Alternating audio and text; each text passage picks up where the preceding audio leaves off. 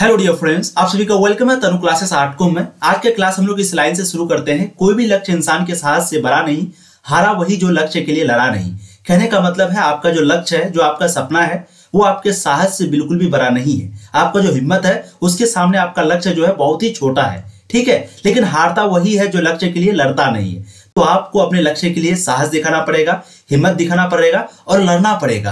अगर आप लक्ष्य के लिए नहीं लड़ेंगे तो फिर जो लक्ष्य है वो आपको कभी नहीं मिलेगा। आपका जो सपना है वो कभी आपका पूरा नहीं होगा, ठीक है। तो आप लोगों को एक दिन सिर्फ लड़ने से नहीं होता है। आपको 10 दिन 15 दिन जब तक टाइम है तब तक आपको मेहनत करनी पड़ेगी और अपना लक्ष्य को जो है पूरा करना पड़ेगा। और लक्ष्य में छोटा छोटा स्टेप जो है वो है, जैसे कि 12th आपका ये छोटा स्टेप है। अगर आप 12th को सही से नहीं पार कर पाए तो फिर आने वाले समय में आपको दिक्कत होगा, ठीक है। तो कोई भी लक्ष्य इंसान के साहस से बड़ा नहीं, हारा वही जो लक्ष्य के लिए लड़ा नहीं।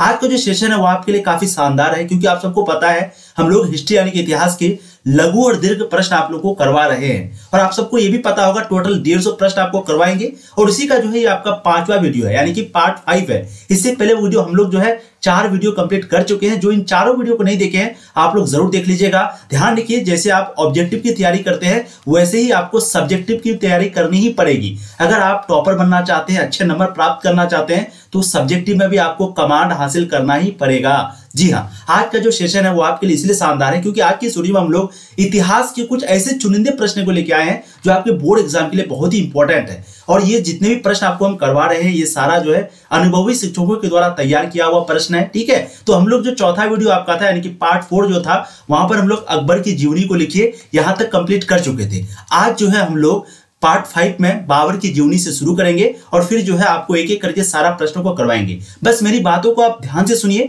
100% आपको जो है यहीं पे याद हो जाएगा। और एग्जाम आपका कुछ ही दिन के बाद है, तो आसानी से जो है आप आंसर को देख सकते हैं, लिख सकते हैं, ठीक है। तो शुरू करते हैं। आपका 67 नंबर प्रश्न है, बाबर की जीवनी को लिखे। अब अगर आपको बाबर की जीवनी पूछा जाए तो मतलब है कि बाबर का जो भी जीवन है उनके बारे में आपको लिखना है। तो हम लोग 4-5 पॉइंट तो जानते हैं, जैसे बाबर कहाँ का रहने वाला था, तो फरगना का रहने वाला था। बाबर जो है मुगल सल्तनत की स्थापना करी। बाबर 1526 में पानीपत का प्रथम युद्ध लड़ा, किसके साथ? इब्राहिम लोदी के साथ। बाबर जो है 1527 में चंदेरी का युद्ध लड़ा, 1528 में घाघरा का युद्ध लड़ा, 1529 में घाघरा का युद्ध लड़ा, चंदेरी का युद्ध 1528 में, खांडवा का युद्ध 1527 में। एक एक पॉइंट हम लोग जानते हैं। और उसका शासनकाल 1526 से 30 तक था। 1530 में उनकी मृत्यु हो गई। तो ये 4-5 पॉइंट अगर आपको आएगा तो आसानी से आप आंसर दे सकते हैं। और बिल्कुल आपको वैसे ही आंसर देना है। देख लीजिए यहाँ पर, देखिए बाबर का जन्म 14 फरवरी 1483 को अफगानिस्तान का एक छोटा सा शहर था जिनका नाम था फरगना, वहीं पे जो है उनका जन्म हुआ था, ठीक है। इनके पिताजी का नाम था उमर शेख और उनके माताजी का नाम था मिर्जा, ठीक है। माता का नाम क्या था? मिर्जा। ध्यान रखिएगा, उमर शेख उनके पिताजी का नाम था, इतना याद रखना है। बाबर का पूरा नाम था मोहम्मद जहीर उद्दीन बाबर। क्या नाम था उनका पूरा नाम? मोहम्मद जहीर उद्दीन बाबर। ये मुगल वंश के संस्थापक थे, यानी कि मुगल वंश का जो स्थापना है वो किसने करी थी? तो वो जो है बाबर ने करी थी। इन्होंने पानीपत का प्रथम युद्ध 1526 को लोधी वंश के अंतिम शासक इब्राहिम लोदी को हरा करके भारत में मुगल वंश की स्थापना की। यानी कि पानीपत का जो प्रथम युद्ध हुआ था 1526 में, उसी में जो है लोधी वंश के जो अंतिम शासक थे जिनका नाम था इब्राहिम लोदी, उसी को हराया था और फिर ये जीत करके मुगल वंश की स्थापना किया था। इनका शासनकाल 1526 से 1530 तक चला। बाबर के द्वारा युद्ध किया गया था, कई युद्ध, जैसे कि खांडवा का युद्ध किया गया था 1527 में, चंदेरी का युद्ध किया गया था 1528 में, घाघरा का युद्ध किया गया था 1529 में। ये घाघरा का युद्ध जो है आपको ऑब्जेक्टिव में पूछा जाता है और ये खांडवा का युद्ध भी आपको ऑब्जेक्टिव में पूछा जाता है। याद रखिएगा, खांडवा का युद्ध उन्होंने 1527 में किया था और 1529 में उन्होंने घाघरा का युद्ध किया था। तो ख से आपका हो गया खांडवा, ख के बाद गौ के बाद घ, तो घ यानी कि घाघरा। तो 27 के बाद 28, 28 के बाद 29 का मतलब घाघरा। तो 2 साल के बाद ये डेट आपको याद रखना है, आपके ऑब्जेक्टिव में पूछा जाता है। मैं आपको कल भी बता चुका हूं। बाबर ने स्थापत्य कला का भी जो है निर्माण करवाया था, यानी कि वहां आर्ट वगैरह का भी निर्माण जो है बाबर ने कराया था। जैसे कि बाबरी मस्जिद हो गया, अयोध्या का मस्जिद हो गया, अयोध्या का जामा मस्जिद हो गया, ठीक है। उसके बाद पुराना किला हो गया। ये सभी चीजों का निर्माण जो है बाबर ने करवाया था। तो इसका मतलब हुआ कि उनको जो है स्थापत्य कला का भी शौक था, ठीक है। और ये जो स्थापत्य कला है वो सबसे ज्यादा विकसित कब था? तो शाहजहां के शासनकाल में, ठीक है। उनके बाद इनकी मृत्यु जो है वो अत्यधिक सूरापान करने के कारण 1530 में जो है इनकी मृत्यु हो गई। किसकी? बाबर की। और इनके बाद इनका बेटा जिनका नाम था हुमायूं, वो जो है शासक बना, ठीक है। अब आगे है दीन-ए इलाही क्या है था।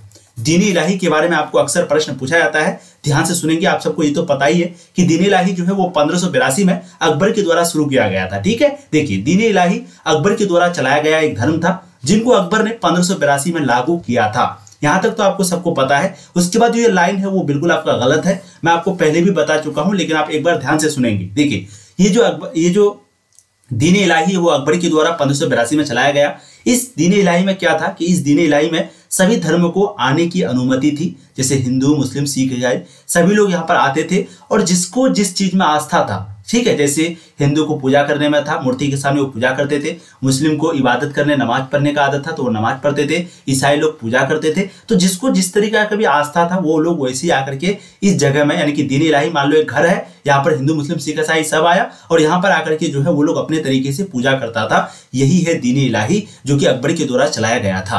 अगला प्रश्न है आपके समक्ष में जो कि बहुत ही महत्वपूर्ण प्रश्न है, ध्यान से सुनिएगा।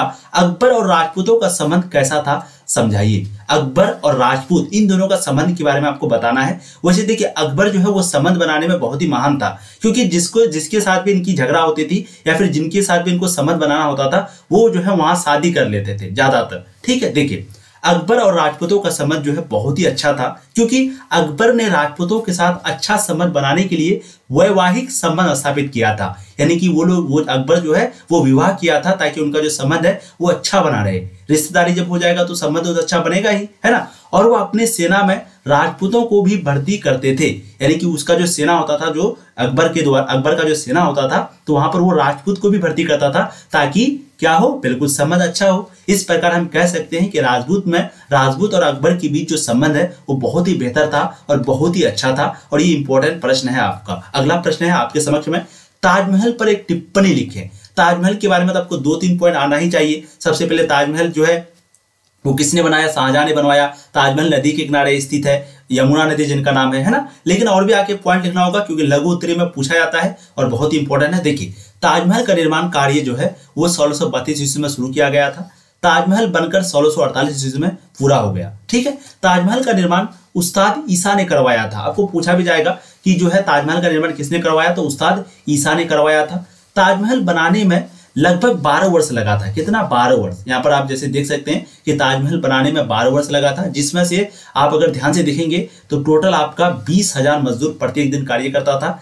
और उस समय ताजमहल का लागत जो है उस समय इकाई, दहाई, सैकड़ा, हजार, 10,000, लाख, 10 लाख, यानी कि उस वक्त का, यानी कि कब का बात हो रही है, 1632 का बात हो रही है। तो उस वक्त में टोटल 50 लाख रुपया लगा था। 50 लाख, इकाई, दहाई, सैकड़ा, हजार, 10,000, लाख, 10 लाख, 50 लाख।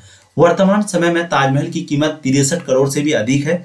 2007 में ताजमहल को 7 अर्धजनिक चीजों में प्रथम स्थान दिया गया है, यानी कि 7 अजूबा चीजों में एक जो ताजमहल है उसको भी 7वां अजूबा माना गया है। ताजमहल का निर्माण शाहजहां ने करवाया था। कई इतिहासकारों का मानना है कि शाहजहां की पत्नी, जिनका नाम आरजू बानो है, उन्होंने मरते वक्त यह वादा किया था कि आप मेरी याद में एक महल का निर्माण करेंगे जो हमारा प्रेम का प्रतीक होगा।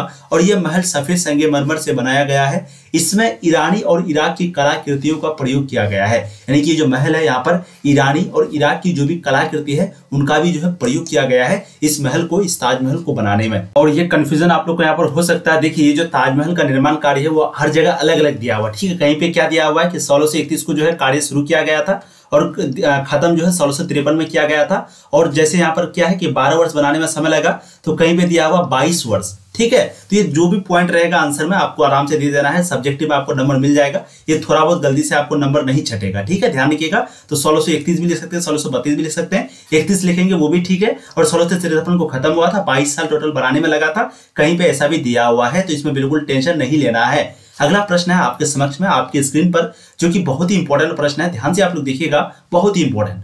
अकबर के जो जीते हुए शहर है वो कौन कौन से थे, यानी कि अकबर जो शहर को जीता था वो कौन कौन सा था। तो ध्यान से देखिएगा, अकबर का जीता हुआ शहर निम्नलिखित था। गुजरात पर विजय अकबर ने 1972 ईस्वी को पाया था। कब, 1972 में अकबर जो है वो गुजरात पर जीत पाई थी। उनके बाद काबुल कंधार पर विजय जो है वो 1581 को पाया था। अहमदनगर पर विजय जो है वो 1600 ईस्वी को पाया था। और जैनपुर मालवा और गोंडावाना पर विजय जो है अकबर ने 1564 को पाया था। तो याद रखिएगा अकबर ने कौन कौन से शहर जीते थे, तो एक गुजरात, एक काबुल कंधार, एक अहमदनगर और एक जैनपुर मालवा और गोंडवाना। ठीक है, और वो कहां पर अधिकार नहीं कर पाए थे, तो मेवाड़ पर। आपको पूछा भी जाएगा कि अकबर कहां पर अधिकार नहीं कर पाए थे, तो मेवाड़ पर। ठीक है, चित्तौड़ पर नहीं, मेवाड़ पर। अगला प्रश्न है उत्तराधिकारी के युद्ध का वर्णन करें। उत्तराधिकारी के युद्ध का आपको वर्णन करने के लिए कह रहा है। देखिएगा उत्तराधिकारी का युद्ध जो है वो अकबर के समय से ही शुरू हो गया था। यह शाहजहां के काल में आकर विशाल रूप ले लिया। अच्छा, उत्तराधिकारी का मतलब समझे, जैसे कांग्रेस पार्टी का जो था उत्तराधिकारी कौन था, कहने का मतलब जवाहरलाल नेहरू के बाद जवाहरलाल नेहरू का उत्तराधिकारी कौन था, तो वह लाल बहादुर शास्त्री। यानी कि जवाहरलाल नेहरू के बाद जो प्रधानमंत्री बना वही उनका उत्तराधिकारी हुआ, और वो कौन था, लाल बहादुर शास्त्री। उसी तरीके से जैसे बाबर था, तो बाबर का बेटा का नाम हुमायूं, तो हुमायूं क्या हो गया, उत्तराधिकारी। फिर हुमायूं का बेटा जो है अकबर, वो क्या बन गया, उत्तराधिकारी। ठीक है, तो अब उत्तराधिकारी के लिए जो है युद्ध होता था।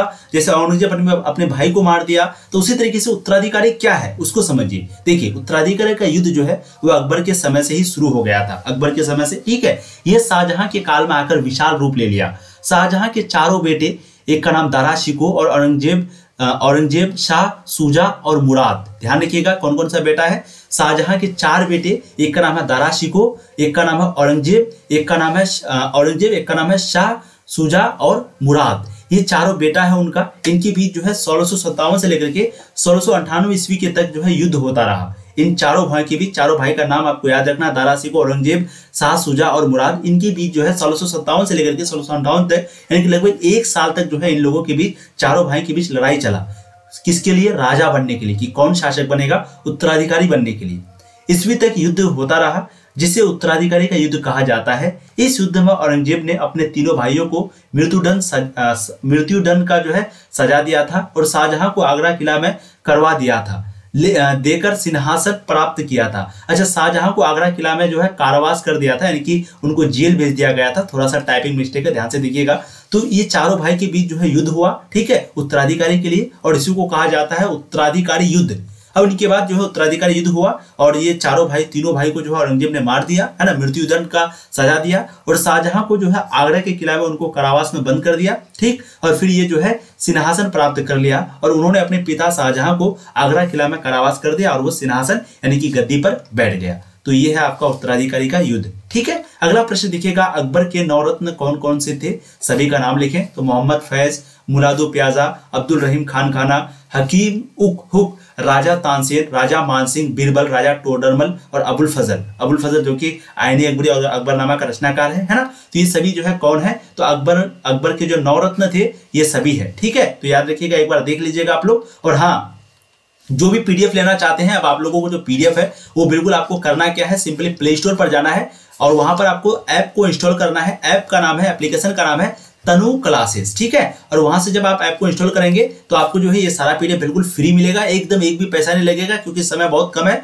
तो बिल्कुल फ्री मिलेगा आपको। ठीक है, उनके बाद वहां पर आपको टेस्ट भी मिलेगा, जो टेस्ट सीरीज अभी तो नहीं आया है, लेकिन वो आ जाएगा, और वो भी आपको फ्री मिलेगा बिल्कुल, टेस्ट सीरीज। तो आप लोग सिंपली प्ले स्टोर पर जाइए, वहां से आप तनु क्लासेस ऐप को इंस्टॉल कर लीजिए। ठीक है ना। चलिए, दीन इलाही क्या था, तो वही अकबर के द्वारा 1581 ईस्वी में एक धर्म चलाया गया था, जिसे दीन इलाही के नाम से जाना जाता है। अकबर ने इस धर्म में कहा था, यहाँ पर थोड़ा सा गलत लाइन पर बार बार टाइप हो गया है, बट कोई दिक्कत नहीं है। ठीक है, बीरबल का नाम है, बीरबल दीन इलाही धर्म को मानने वाला पहला और अंतिम व्यक्ति था। ठीक है, यानी कि सबसे पहले, इसके पहले मानने वाले कौन थे, तो बीरबल थे, और बीरबल का नाम ही आता है, और बीरबल जो है दीन इलाही धर्म को मानने वाला पहला और अंतिम व्यक्ति था। और आगे तो हम आपको लाइन बता ही चुके हैं कि यहाँ पर सभी धर्म को आने की इजाजत थी, है ना। सभी लोग आते थे, अपने धर्म की पूजा करते थे, जिसमें भी वो विश्वास रखते थे। अब अगला प्रश्न है, जो कि लॉन्ग क्वेश्चन है आपका, सम्राट अकबर के द्वारा कौन कौन से मुख्य सामाजिक सुधार किया गया है, समझाइए। अब अकबर के द्वारा कई काम किया गया है, जैसे सती प्रथा को उन्होंने खत्म किया, दास प्रथा को उन्होंने खत्म किया। सती प्रथा का मतलब यानी कि पहले पति की मृत्यु हो जाती थी तो उनका पत्नी को भी मरना पड़ता था, उसको खत्म किया अकबर ने। उनके बाद दास प्रथा यानी कि नौकरों की जो है बिगड़ी होती थी, है ना, तो उसको भी बंद किया। जजिया कर जो कि नॉन मुस्लिम से लिया जाता था, तो उनको जो है, नॉन मुस्लिम का मतलब मुस्लिम को छोड़ करके सभी से लिया जाता था तीर्थ यात्रा कर, तो सभी चीज बंद किया। तो एक एक करके हम लोग देखते हैं अकबर के द्वारा जो सुधार किया गया था। सबसे पहला है सती प्रथा का अंत किया उन्होंने। अकबर का सबसे महत्वपूर्ण सामाजिक कार्य था कि इन्होंने सती प्रथा पर रोक लगाई थी। एवं उन्होंने विधवा पुनर्विवाह की अनुमति दी थी। कहने का मतलब है पहले विधवा का भी शादी, जो अगर उनकी पति मृत्यु हो जाती थी उनके पति की, तो वो विधवा हो जाती थी औरत यानी कि लड़की, तो उनका फिर दोबारा शादी नहीं होता था। तो अकबर ने जो है ऐसा अनुमति दिया, ऐसा नियम निकाला कि पुनर्विवाह विधवा का भी होया जाए। ठीक है, सती प्रथा करने वाले लोगों के ऊपर कठोर कानून का निर्माण किया गया था। यानी सती प्रथा को जो मानते थे कि भाई तुम्हारा पति मर गया है, अब तुमको भी मरना ही पड़ेगा, तो वहां पर जो है अकबर बहुत ही कठोर कानून चलाता था उन लोगों के खिलाफ। दूसरा है बाल विवाह का अंत। इन्होंने बाल विवाह का भी अंत किया था उस वक्त में। अकबर का समय महत्वपूर्ण सामाजिक कार्यकाल विवाह पर रोक लगाना था। प्राचीन काल में हिंदू लोगों के द्वारा बालक एवं बालिकाओं को बचपन में ही विवाह करा दिया जाता था। यानी कि हिंदू लोगों के द्वारा प्राचीन काल में अकबर के समय में जो बालिक और बालक है उनको बचपन में ही जो है शादी दिया जाता था, जिसे बाल विवाह हम लोग कहते हैं। सुल्तान अकबर ने बाल विवाह पर रोक लगा दिया। इस प्रकार स्पष्ट हो जाता है कि अकबर जो है कौन कौन सा काम किया था। बाकी आप अगर लॉन्ग क्वेश्चन पूछे तो आप लिख सकते हैं कि इन्होंने दास प्रथा को भी समाप्त किया है ना, इन्होंने जो है जजिया कर को समाप्त किया। तो लॉन्ग क्वेश्चन अगर पूछे तो आप अपने भाषा में आंसर दे सकते हैं। अगला प्रश्न है अकबर की राजपूत नीति पर एक टिप्पणी लिखें। यानी कि अकबर का जो राजपूत नीति था वो क्या है, देखते हैं। देखिए, राजपूत नीति उनकी निम्नलिखित है। सबसे पहला, इन्होंने हिंदुओं के रीति रिवाजों को अपनाया। अकबर जो है वो राज करने के लिए हिंदुओं का जो नीति था, रीति रिवाज जो था, थोड़ा बहुत उनको अपनाया। अकबर ने राजपूतों के साथ वैवाहिक संबंध स्थापित किया और अच्छा संबंध बनाने के लिए उन्होंने क्या किया, शादी किया। कहां पर, राजपूतों के साथ। ठीक है, राजपूतों यानी कि राजपूतों के साथ जो है वो शादी करने लगा। ठीक है, उनके बाद इन्होंने हिंदुओं को सेना में उच्च पद दिए। उदाहरण के लिए जैसे कि मानसिंह, राजा टोडरमल, बीरबल। तो एक और काम क्या किया कि जो भी हिंदू थे तो उनको जो है उन्होंने बहुत बड़े बड़े पद पर उनको बहाली किया। जैसे कि राजा मानसिंह है, राजा टोडरमल है, बीरबल है, इन लोगों का नाम आप लोग जानते हैं। इन लोगों को क्या दिया, उच्च पद दिया। अकबर ने हिंदुओं पर लगाया गया जो कर्जा था, जैसे कि जजिया कर, तीर्थ यात्रा कर, इनको समाप्त कर दिया। ठीक है, तो ये है अकबर की राजपूत नीति। कहने का मतलब इसको हम लोग राजपूत नीति इसलिए कहते हैं क्योंकि राजपूतों को अट्रैक्ट करने के लिए, आकर्षित करने के लिए अकबर जो है ये सारा काम किया था। स्क्रीनशॉट आप लोग ले लीजिएगा, बाकी ऐप आप इंस्टॉल करके वहां से भी पढ़ सकते हैं। अगला प्रश्न है अकबर को राष्ट्रीय शासक क्यों कहा जाता है, समझाइए। दो प्रश्न बनता है। सबसे पहले कभी कभी पूछेगा कि अकबर को महान शासक क्यों कहा जाता है, कभी कभी पूछेगा अकबर को राष्ट्रीय शासक क्यों कहा जाता है। देखिए, इतिहासकारों ने अकबर को राष्ट्रीय शासक की संज्ञा दी है। अकबर बहुत ही कम उम्र में राजा बना। इन्होंने हिंदू मुस्लिम की एकता पर बहुत ज्यादा बल दिया। इन्होंने हिंदुओं पर लगे जो जजिया कर था, है ना, जो टैक्स था, उसको समाप्त कर दिया। एवं राजपूतों के साथ वैवाहिक संबंध स्थापित किया। ये जो है राजपूतों के साथ वैवाहिक संबंध भी स्थापित किया। इन्होंने अपनी सेना में हिंदू सेनाओं की भी भर्ती की। इन्होंने कई मंदिरों का भी निर्माण करवाया। इन्होंने अपने काल में हिंदू मुस्लिम को समान रूप से देखा। उन्होंने भारत को अपना देश माना। इस प्रकार हम कह सकते हैं कि अकबर जो है वो एक राष्ट्र शासक था, एक महान शासक था। ठीक है, एक एक लाइन को आप अच्छे से ध्यान से सुनिएगा, आपको 100% याद हो जाएगा। बहुत ही आसान भाषा में आपका लिखा हुआ है। लहरों से डरकर नौका पार नहीं होती, कोशिश करने वालों की कभी हार नहीं होती। जब तक तोड़ेंगे नहीं तब तक छोड़ेंगे नहीं। बस ऐसे ही डियर कोशिश करते रहिए, रिजल्ट जो है वो तो आएगा ही आएगा। एग्जाम भी आपका बहुत अच्छा जाएगा। चलिए, अकबर को राष्ट्रीय शासक क्यों कहा जाता है, समझाइए। तो वही बात है, फिर से वही प्रश्न आपका आ गया है कि अकबर जो है इसलिए कहा जाता है क्योंकि अकबर ने हिंदुओं पर जो जजिया कर था उसको समाप्त कर दिया था, हिंदू मुस्लिम एकता पर बल दिया था, है ना। वही प्रश्न दोबारा आ गया है। अगला देखिए, अकबर और राजपूतों के बीच जो संबंध है उसको समझाइए। तो वही प्रश्न फिर से आपका आ गया। देखिए, वो बार बार प्रश्न आ रहा, शायद हो सकता है इंपॉर्टेंट है। तो अकबर और राजपूतों के बीच संबंध है वो बहुत अच्छा था, क्योंकि अकबर ने राजपूतों के साथ संबंध अच्छा करने के लिए वैवाहिक पद्धति की शुरू किया था। हिंदुओं को जो है अपनी सेना में भर्ती किया था। ठीक है, उनके बाद मंदिरों का भी निर्माण करवाया था, जजिया कर वगैरह समाप्त किया था। तो इसलिए अकबर और जो राजपूत है उनके बीच संबंध जो है बहुत ही अच्छा था। तो अगला प्रश्न है जागीरदारी प्रथा क्या था।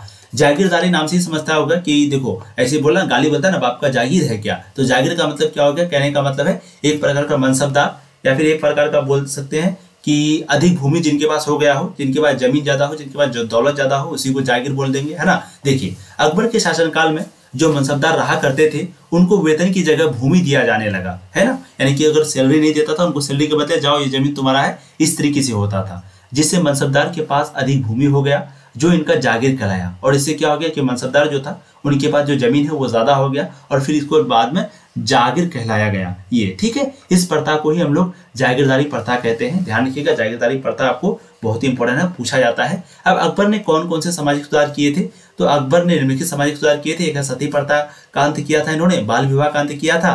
दोनों को मैंने अभी शुरू में आपको बताया, स्क्रीनशॉट आप लोग ले लेंगे। अगला प्रश्न है विजयनगर साम्राज्य की स्थापना कब और किसने की, समझाइए। तो विजयनगर साम्राज्य की स्थापना जो है 1336 ईस्वी में हरिहर और बुक्का ये नामक दो भाई ने किया, आप सबको पता है। और विजयनगर का अर्थ क्या होता है? जीत का शहर, ठीक है। तो विजयनगर साम्राज्य की स्थापना किया था हरिहर और बुक्का 1336 में। और ये जो हरिहर और बुक्का है वो आपका तुलु वंश से संबंधित है। पूछा भी जा सकता है कि बताइए हरिहर और बुक्का किस वंश से संबंधित है? तुलु वंश से, ठीक है। अगला प्रश्न है तालीकोटा का युद्ध कब हुआ था? तो तालीकोटा का युद्ध जो है वो 23 जनवरी 1565 को तालीकोटा का युद्ध हुआ था। कब? 23 जनवरी 1565 को तालीकोटा का युद्ध हुआ था। बहुत ही जबरदस्त, मजा आ रहा है आप लोगों को? अगर मजा आ रहा है तो वीडियो को प्लीज लाइक कर दीजिए, जो भी अभी तक नहीं किए, जो भी कंजूसी कर रहे हैं चैनल को सब्सक्राइब कर दीजिए, क्योंकि यहाँ पर आपको पूरे तरीके से आप देख रहे हैं सब कुछ पढ़ाई जाती है, सारा चीज आपका यहाँ पर कवर किया जाता है, ठीक है। अगला प्रश्न है विजयनगर साम्राज्य की जो सिंचाई व्यवस्था थी, यानी कि जो उस वक्त में खेती बाड़ी होता था, तो खेती बाड़ी में सिंचाई कैसे होता था विजयनगर साम्राज्य में, उनके बारे में आपको अच्छे से बताना है। देखिए विजयनगर साम्राज्य जो है वो नदी के तुंगभद्रा नदी था एक, है ना, तुंगभद्रा नदी के किनारे जो है ये विजयनगर साम्राज्य बसा हुआ था। ये सब तो आपको पता ही है। बाकी विजयनगर साम्राज्य की जो भूमि है वो बहुत ज्यादा उपजाऊ थी, कहने का मतलब है बहुत ही ज्यादा फसल वहां पर होता था, क्योंकि वहां का जो शासक था वो कृष्णदेव राय था। और इन्होंने जो है तुंगभद्रा नदी से बहुत से नहरों का निर्माण किया था, यानी कि जो तुंगभद्रा नदी था उसी से जो है बहुत सारा नहर का उन्होंने निर्माण किया था। कौन?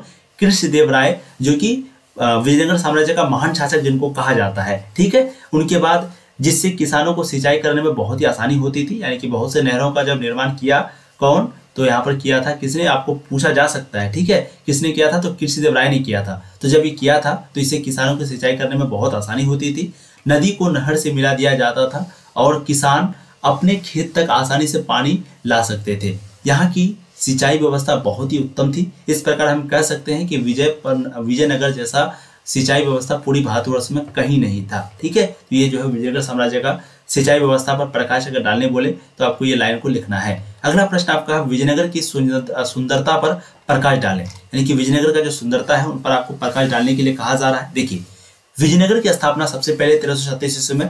क्वेश्चन जब भी कुछ भी पूछे आपको एक दो पॉइंट जो आता है उसको लिख दीजिए, ताकि वो जो नंबर एग्जामिनर है वो ठोक करके देगा, बोलेगा अरे भाई ये तो शुरू में ही इतना खतरनाक लिख रहा है, ठीक है। तो कभी भी देखिए यहाँ पर पूछा क्या? विजयनगर का सुंदरता, और हम आंसर क्या दे रहे हैं कि विजयनगर की स्थापना 1337 ईस्वी को हुई थी और हरिहर और बुक्का नामक दो भाइयों ने किया था। अब ये लाइन तो हमने बिना मतलब का दे दिया ना, क्यों दिया? ताकि क्वेश्चन का आंसर जो है थोड़ा सा बड़ा हो और हम लोगों को नंबर पूरा मिले।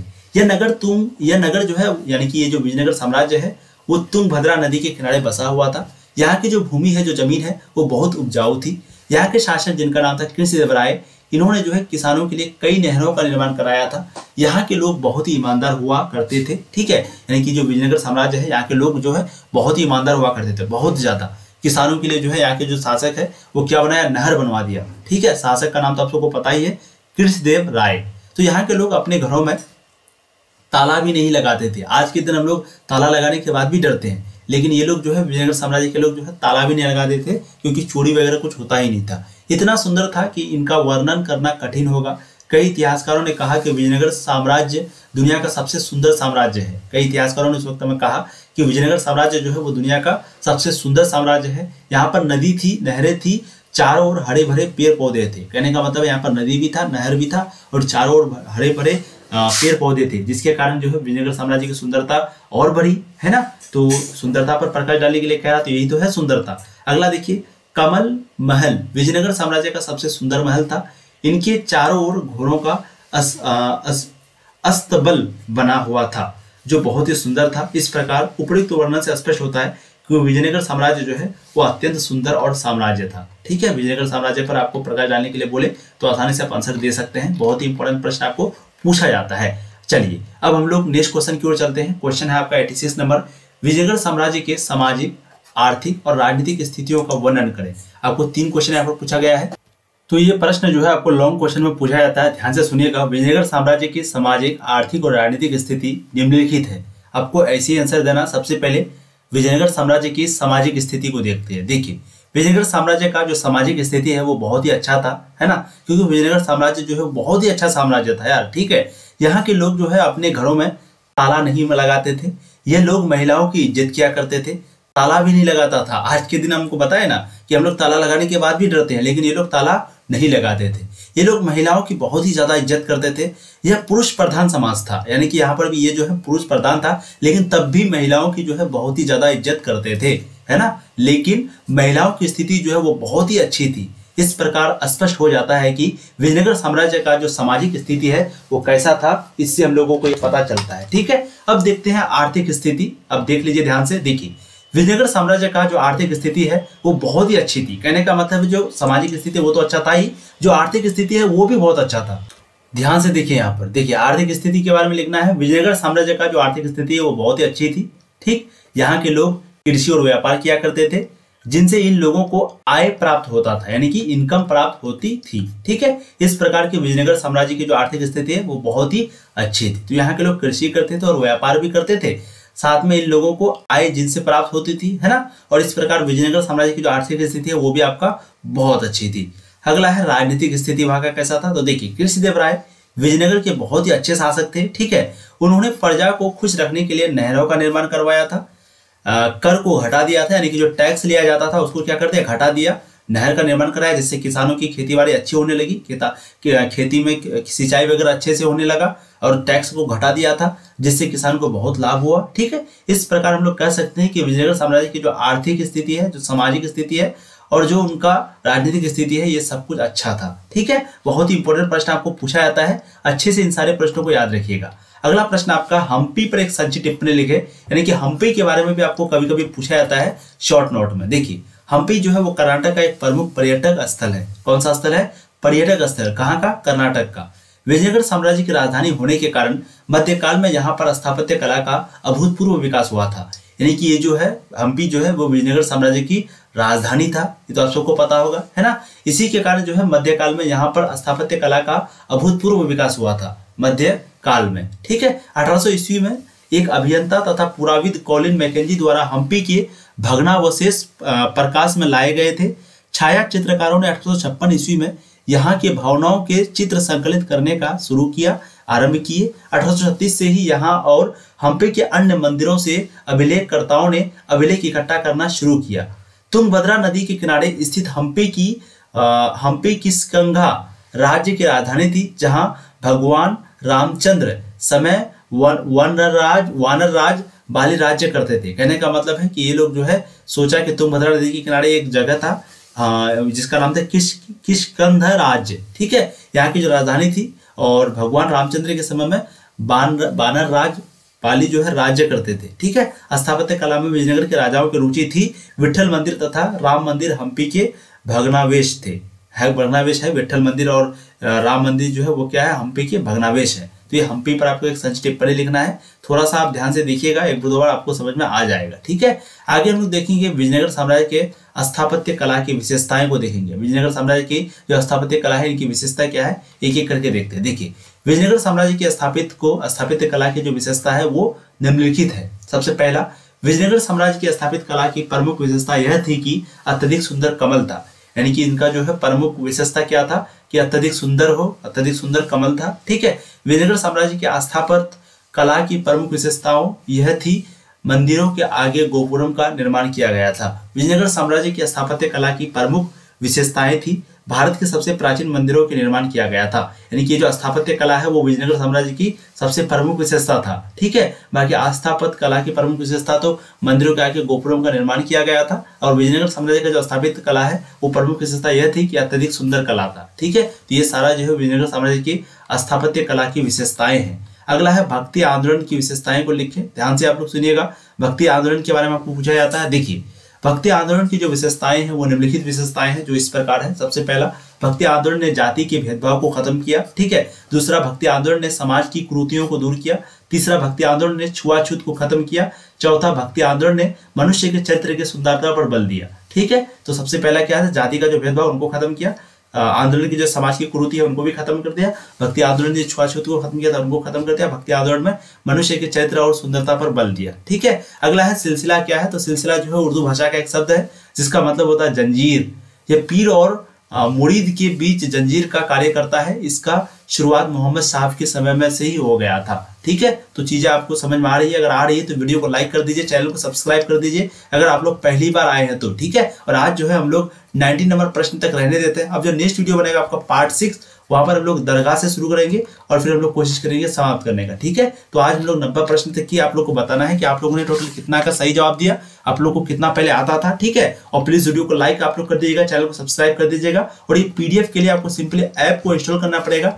ऐप इंस्टॉल कहां से करिएगा, तो जाइएगा प्ले स्टोर पर। ठीक है, प्ले स्टोर पर जाने के बाद आपको ऐप को इंस्टॉल करना है। ठीक है, इंस्टॉल करने के बाद आप जो है वहां पर सारा चीज, सारा पीडीएफ वगैरह प्राप्त कर सकते हैं, टेस्ट वगैरह दे सकते हैं। थैंक यू सो मच, आपने अपना कीमती वक्त दिया। ऐसी डियर पढ़ाई करते रहिए, मेहनत करते रहिए, है ना। कोई भी लक्ष्य जो है वो इंसान के साथ से बड़ा नहीं है, हारा वही जो लक्ष्य के लिए लड़ा नहीं। ठीक है, थैंक यू सो मच।